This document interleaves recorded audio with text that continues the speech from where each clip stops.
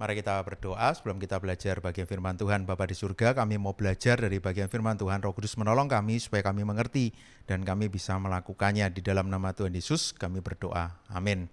Saudara, hari ini kita akan kembali belajar firman Tuhan. Saya akan mulai dengan satu pertanyaan. Apakah hari ini saudara bersuka cita? Mungkin amin. Kemungkinan yang hidupnya baru lancar gitu ya. Atau mungkin ada yang berkata, aku nggak merasakan sukacita.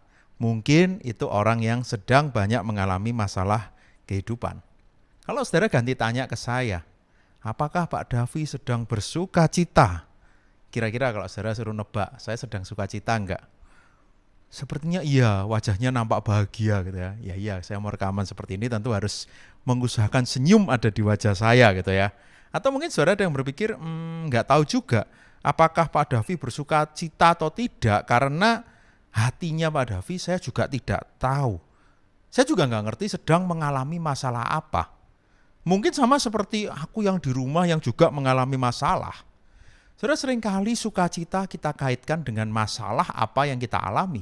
Sukacita kita kaitkan dengan keadaan sekitar yang kadang terasa begitu berat, terasa membebani kita. Jadi kalau semua lancar nggak ada masalah ya sukacitaku ada. Tapi kalau masalah banyak, keadaan sekitar juga tidak enak, hidupku tidak lagi penuh dengan sukacita. Lalu bagaimana dengan masa yang tidak mudah saat ini? Masa yang kita terus doakan pandemi ini segera berlalu tapi tidak kunjung berlalu. Apakah kita semua menjadi kehilangan sukacita? Itu yang jadi perenungan kita. Ketika Paulus mengatakan di Filipi 4 ayat 4, bersukacitalah senantiasa dalam Tuhan. Sekali lagi kukatakan bersukacitalah. Satu ayat yang luar biasa, sesuatu yang membuat kita semangat bersukacitalah. Tapi mungkin kita bisa berkata juga, Paulus mungkin hidupnya enak. Makanya dia bilang bersukacita, beda dengan aku.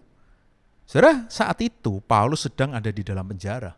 Bahkan dia di dalam penjara Roma itu sedang menanti keputusan apakah dia akan dihukum mati atau tidak. Tentu ini bukan keadaan yang mudah, bukan sesuatu yang enak buat dia, tetapi dia bisa mengatakan itu. Karena dia tahu apa itu sukacita. Dan dia mau jemaat juga tahu apa yang menjadi sukacitanya. Karena jemaat juga punya tantangan kehidupan yang sama. Termasuk juga kita. Sukacita yang Paulus masukkan di sini ketika dia berkata, bersukacitalah senantiasa dalam Tuhan. Artinya satu sukacita yang dimiliki yang berasal dari dalam dirinya, dari dalam hatinya, yang bukan sukacita yang muncul karena refleksi dari apa yang ada di luarnya. Tapi justru sukacita yang muncul dari dalam yang nanti akan terpancar keluar. Misalnya ketika di luar kita menghadapi pergumulan yang berat, bisa jadi kita sedih, kita menangis, tetapi hati kita tetap sukacita. Jadi bukan dipengaruhi oleh sekitar, itu ya bisa membuat kita sedih. Tetapi seharusnya tidak menghilangkan sukacita kita. Karena sukacita itu ada dan memenuhi hati kita. Ketika apa? Ketika kita tahu bahwa Tuhan beserta dengan kita. Ketika kita tahu bahwa Dia tidak pernah meninggalkan kita, Dia sangat mengasihi kita. Bahkan Kristus mati di kayu salib.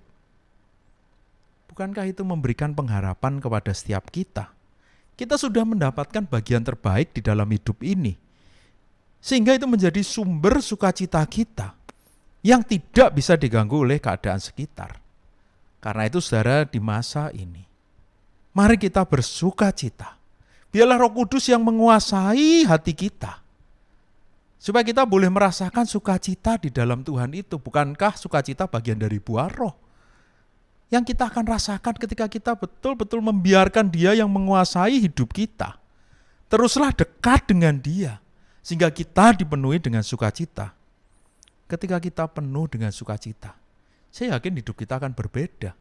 Karena kita bukan lagi dipengaruhi oleh keadaan sekitar. Tapi mungkin kita yang memengaruhi keadaan sekitar kita.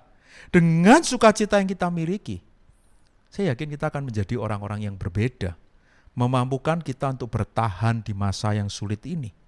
Karena kita fokus menjalani hari lepas hari, bukan dengan ratapan, bukan dengan keadaan sekitar yang memengaruhi kita. Tapi dari dalam itu aku mau sungguh-sungguh melihat Tuhan. Aku mau sungguh-sungguh melakukan apa yang menjadi kehendak Tuhan. Itulah sukacita kita. Ada sukacita, saudara? Mari kita berdoa. Bapa di surga, kami bersyukur Kristus mati buat kami, memberikan kami hidup yang kekal. Engkau tidak pernah meninggalkan kami. Itulah sukacita kami. Biarlah di masa yang sulit ini kami tetap bersukacita. Karena kami tahu kami sudah mendapatkan bagian yang terbaik. Dengan hidup yang penuh sukacita, kami mau melakukan kehendak Tuhan.